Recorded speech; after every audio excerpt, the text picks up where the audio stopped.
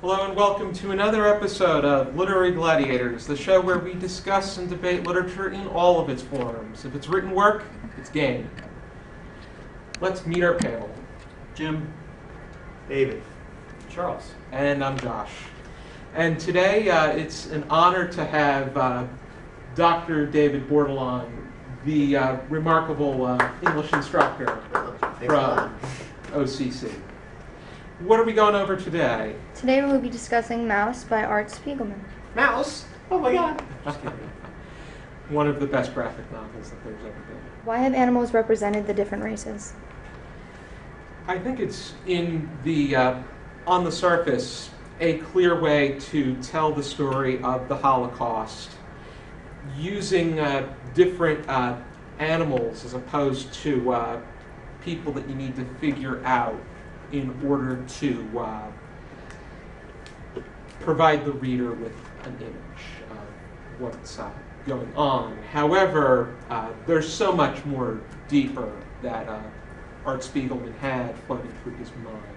Well, if you do cats and mice specifically, it's the idea of hunt, there's pursuit, and then a cat and mouse game is sort of just an endless chase. Yes. He's also playing, in some of his interviews, he's talked about why he has mice being the Jews. He's also picking up on Mickey Mouse, because he's also trying to pick on an iconic figure that everybody can identify with and everybody can sympathize with. And in some of his earlier drafts, he drew a much more angular mouse, much more with pointed nose, etc. And if you notice, in the final draft, much more rounded, and he's doing that to try to get more sympathy. If you notice the way the cats are drawn, when you look at the face, very angular, very sharp edges. And he's doing that because humans associate sharp edges with something negative. Yeah, and then we associate rounded edges with something positive. And some biologists, evolutionary biologists, argue that that's part of the reason why babies are so rounded and cute, because we are programmed, deeply programmed, to look at this small, round little baby and instantly feel affection and love.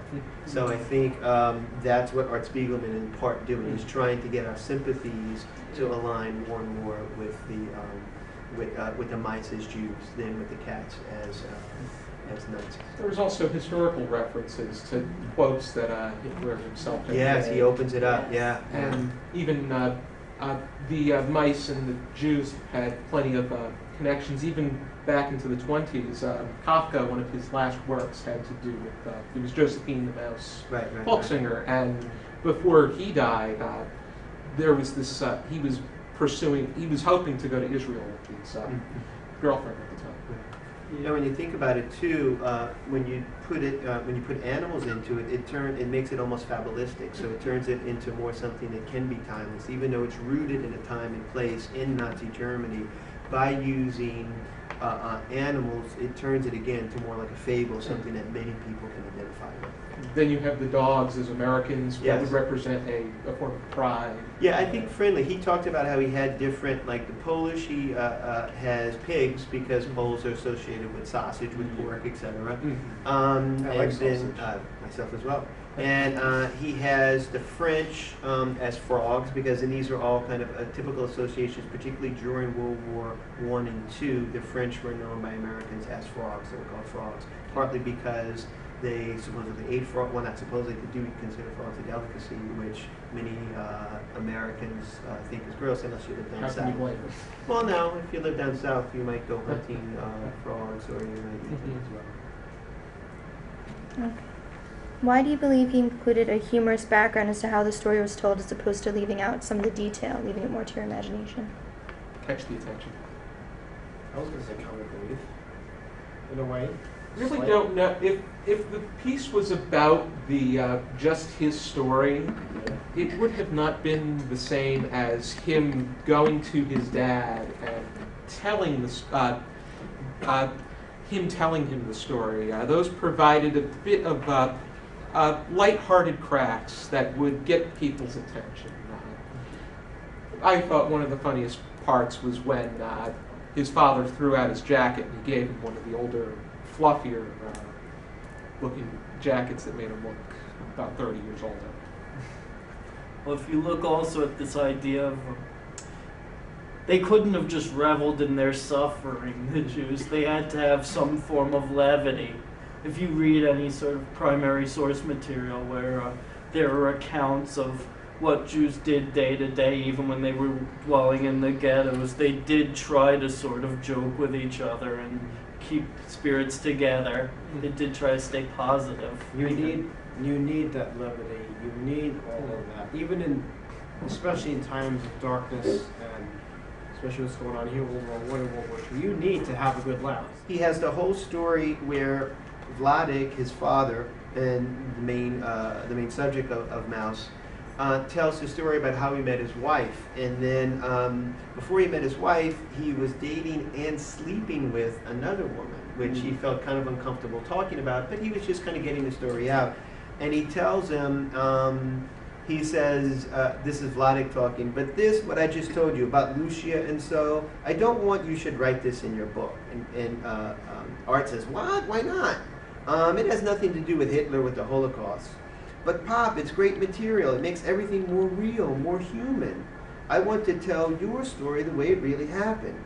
But this isn't so proper, so respectful. I can tell you other stories, but such private things I don't want you should mention. And then there's the little picture of Art saying, okay, I promise. Yeah. But of course, the meta joke there is that he's included the story in the actual thing. So I think with that, it shows two things. It shows using humor to show that Vladik is, number one, a very private person, willing to hide important information. He does end up throwing away Anja's notebooks. So willing to hide information that he doesn't want to. And it also shows that Art Spiegelman is in some ways the consummate artist, willing to do anything to get a story done. Even in this case, go against his father's wishes.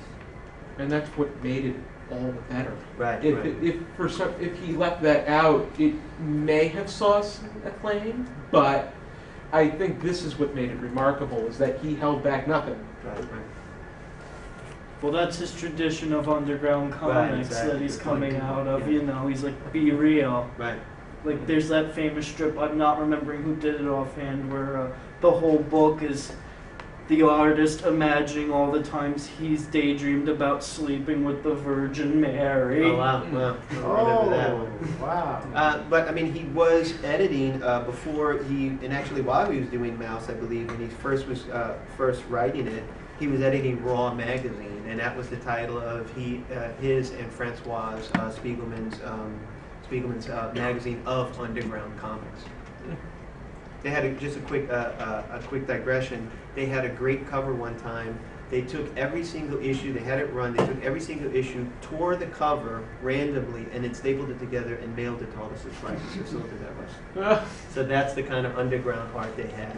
So good stuff. That is quite